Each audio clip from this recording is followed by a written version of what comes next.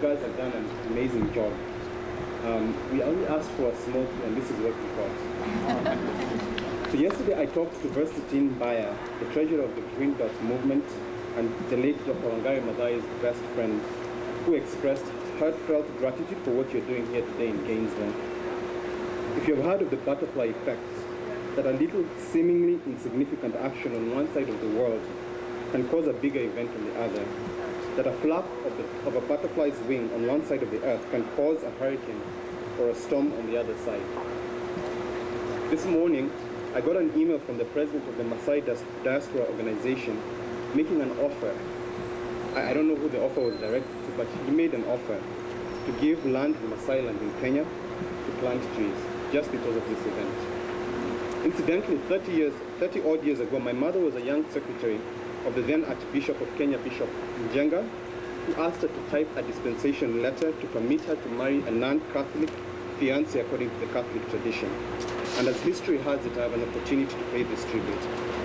In losing Dr. Wangari Maathai, the world has lost an illustrious, a passionate and celebrated environmental icon, a human rights advocate, a women's rights activist, and a world leader. The University of Florida students' government paid tribute to her work, her vision, her sacrifice and courage by unanimously passing a resolution on Tuesday to salute her and to encourage tree planting and embracing the cause for which Dr. Wangari Maathai started. The title of this resolution is Resolution Commemorating the Life of Dr. Wangari Maathai and Supporting the Work of the Green Belt Movement in Tree Planting and Protecting Forest. And it reads, whereas Wangari Maathai was born on April the 1st, 1940, whereas Wangari Maathai founded the Green Belt Movement in 1977, whereas Wangari Maathai through the Green Belt Movement planted over 40 million trees and prevented the destruction of the Karua Forest in Nairobi and Uhuru Park in Kenya. Whereas Wangari Maathai advocated for justice, equality, democracy, and peace worldwide. Whereas Wangari Maathai won the prestigious Nobel Peace Prize in 2004 and many other international accolades for her work. Whereas Wangari Maathai sadly passed away on September the 25th, 2001 at age 71. Whereas the University of Florida supports the tree planting initiatives locally and around the world, then therefore let it be resolved that the University of Florida Student Senate commemorates the life of Nobel Peace Prize laureate Wangari Maathai.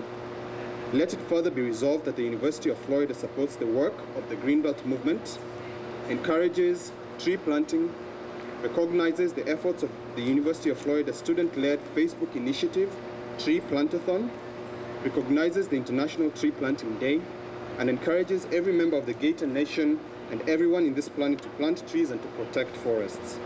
I'll leave you with a quote from Dr. Wangari Maathai, which she made on receiving news of being awarded the Nobel Peace Prize in 2004. And I quote, "It is evident that many wars are fought over resources, which are now becoming increasingly scarce.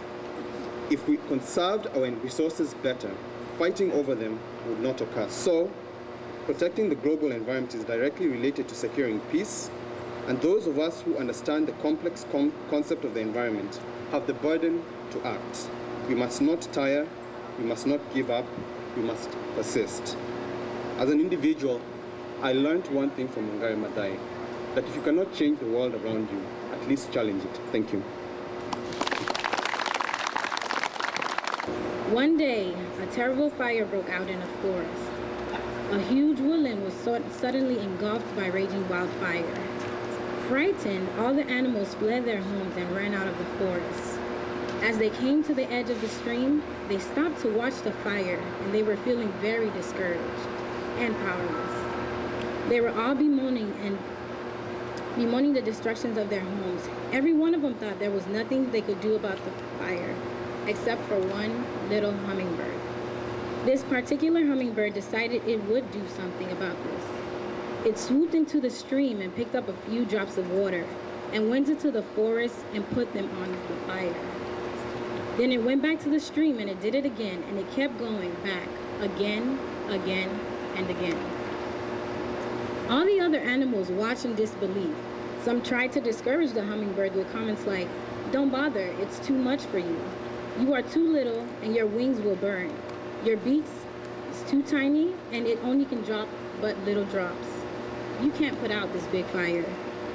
And as the animals stood around, and as the animals stood around the little bird's effort, the bird noticed how hopeless and forlorn they looked. Then one of the animals shouted out and challenged the hummingbird in a mocking voice. "What do you think you're doing?" And the hummingbird, without wasting time or losing a beat, looked back and he said, "I am doing the best that I can." Like the hummingbird, we must all do the best that we can, no matter how little it may be. I encourage you all to take this story into consideration and make a difference in our community. Thank you.